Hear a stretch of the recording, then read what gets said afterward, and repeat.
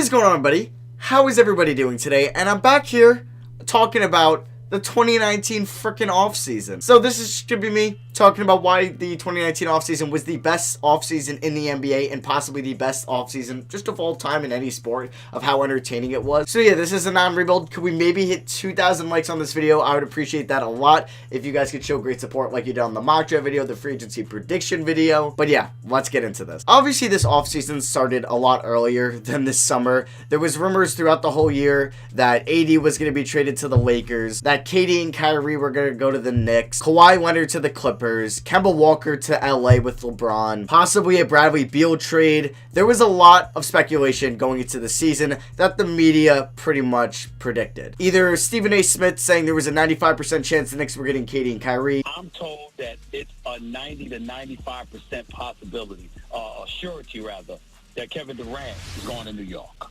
That's what I'm told, that he and Kyrie Irving are coming to New York. It's either Rich Boucher just pulling something out of his ass thinking he knows anything that's going on in the NBA, or just any one of us on Twitter just speculating, because really we had no clue what was going on in the NBA. We just had our predictions that kind of the media gave us insight on. May 14th was the first big day of the offseason. That was when the Pelicans got insanely lucky on the draft lottery, shot up to the #1 pick. The Grizzlies shot up to #2. Knicks fell down to 3. And who can't forget the Lakers going from 11 to 4. Obviously, this put the Pelicans in a great position to trade their franchise player in Anthony Davis, but be able to build around their new franchise player in Zion Williamson. The Memphis Grizzlies to move on from their franchise leading player in Mike Conley and let Ja Morant be the new guard there, and the Knicks to add another young player under their belt in RJ Barrett. And obviously the Lakers could use that 4th pick in a trade package, which would be later on used in the Anthony Davis trade. Seems like the Cavs, the Bulls, the Suns got extremely unlucky in the draft and all dropped down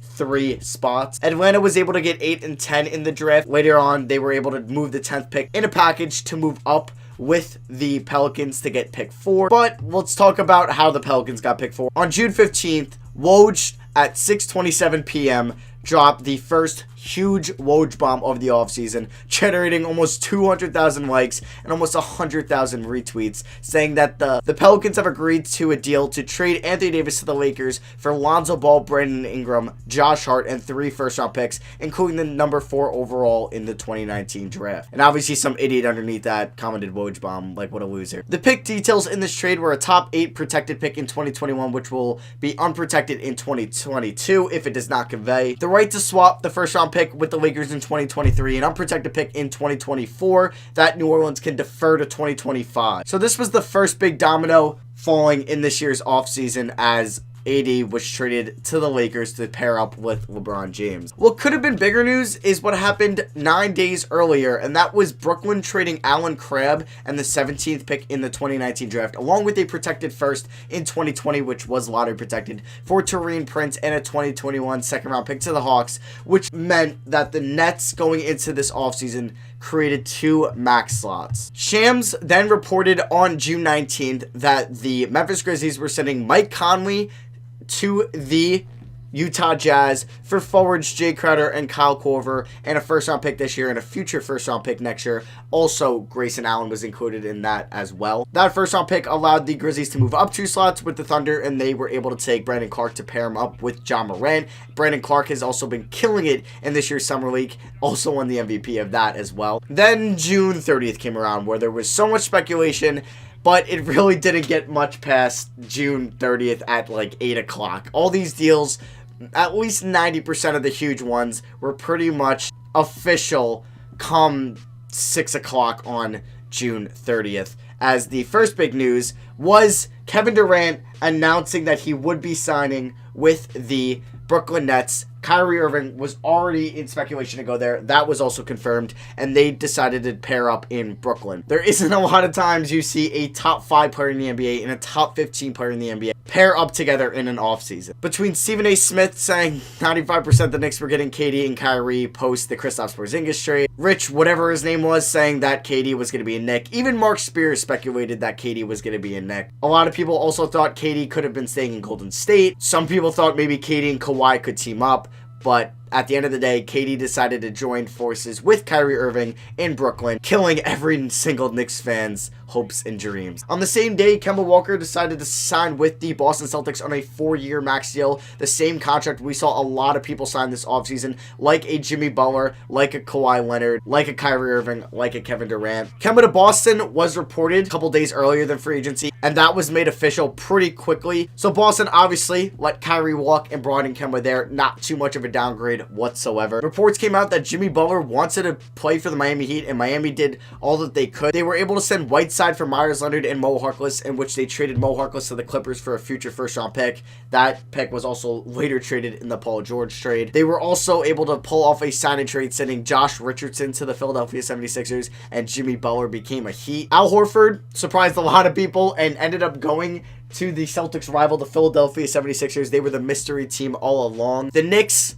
ended up with Julius Randle and then guys like Bobby Portis, Reggie Bullock, Marcus Morris, Wayne Ellington, Elfrid Payton, Taj Gibson. Wasn't the ideal offseason for Knicks fans, but they did get better, which is obviously every team's goal in an offseason. Pelicans made 2 pretty big signings. Well, one was technically a sign and trade. They were able to pick up JJ Redick from the Philadelphia 76ers on a 2-year deal, and were able to do a trade for Derek Favors, in which he will have another year added onto his deal. The Jazz, in letting Derek Favors walk, use that money to go out and sign Bojan Bogdanovic to be a stretch 4 for them and add another top scorer to that team. The Milwaukee Bucks brought out their wallet and gave Chris Middleton the 5-year max deal. That 5-year deal was over $175 million over those 5 years. He'll be making $30 million, then $33, then $35, then $38, and when he's 32 years old, they'll be paying Chris Middleton $40 million. The Milwaukee Bucks also sent Malcolm Brogdon to the Indiana Pacers in a sign-and trade. Indiana Pacers also traded for TJ Warren on draft night, and they were also able to pick up Jeremy Lamb. The Phoenix Suns made a questionable move this offseason by trading the 6th overall pick to Minnesota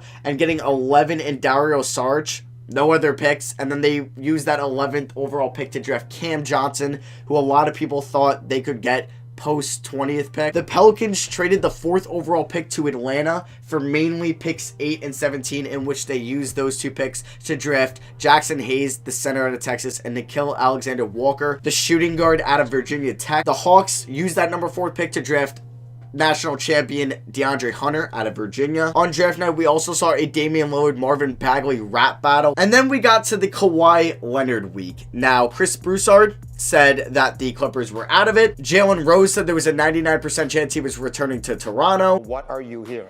So, as you just saw, Kawhi Leonard is in Toronto. What I'm 99% hearing is that Kawhi Leonard will be returning to Toronto. For some reason, Chris Carter tried being something, and then you had clowns, I don't even want to say their names, say that the Lakers were definitely getting Kawhi Leonard. Also, Ryan Hollins, whatever he said this offseason was just made people lose brain cells. And then Kawhi Leonard decided to sign a 3-year deal with a player option on the 3rd year to sign with the Clippers.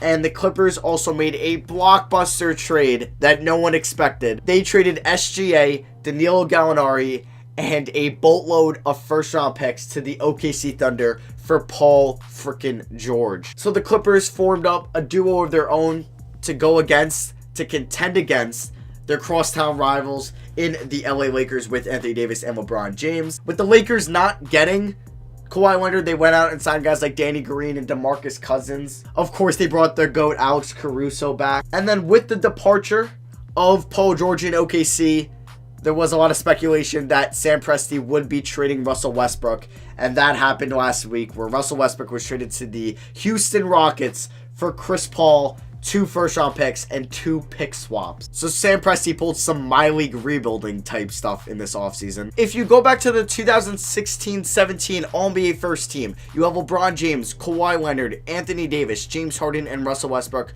4 out of those 5 players have now changed teams. James Harden is the only one not to. On All-NBA second team, you have Giannis Antetokounmpo, Kevin Durant, Rudy Gobert, Steph Curry, and Isaiah Thomas. 2 of those players in KD and IT have switched teams. All-NBA third team, you had Draymond Green, Jimmy Butler, DeAndre Jordan, John Wall, DeMar DeRozan, 3 of those 5 players have changed teams in Jimmy Butler, DeAndre Jordan, and DeMar DeRozan. Between 1990 and 1999, only 9 players that made an All-NBA team changed teams. This month of July alone, technically June 30th to July, there was 6 that changed team. And yeah, that wraps up the incredible 2019 NBA offseason, where you had superstars like Kyrie Irving, Kevin Durant, Kawhi Leonard, Anthony Davis, Jimmy Butler, all switch teams. The Pelicans won the freaking lottery. The Clippers traded for Paul George. The Houston Rockets traded for Russell Westbrook. Teams like the Jazz, the Pacers, the Nuggets, the Blazers all improved this offseason. Mike Conley was traded. Josh Richardson was traded. This offseason will go down